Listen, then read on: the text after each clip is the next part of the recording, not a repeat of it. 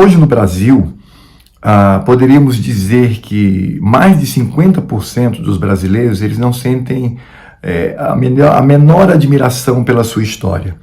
Nós vivemos um processo que foi denominado como processo crítico, que simplesmente destruiu, esvaziou e fez com que esses momentos históricos importantes da formação da nação brasileira fossem relegados simplesmente ao ridículo, a situação que não deve ser apreciado por ninguém.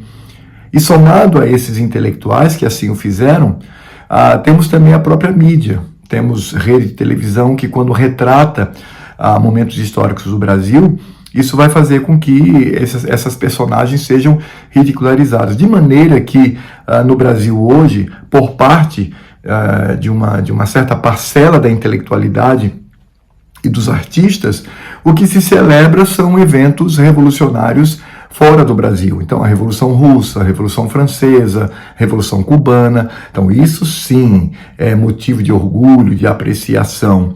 Ao mesmo tempo em que, no Brasil, aqueles que foram párias e bandidos, criminosos, hoje são celebrados, como no caso de Lampião, por exemplo, que é uma personagem muito admirada e que, de certa forma, vai trazer esses elementos revolucionários.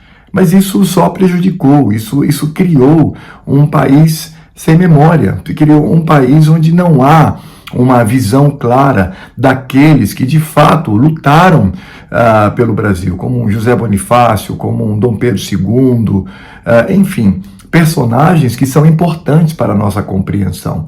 Por isso que é necessário, sim, nós reavermos essa questão e levarmos o brasileiro a olhar para o passado e sentir satisfação naquilo que foi construído por meio de homens e mulheres que deram seu suor e sangue.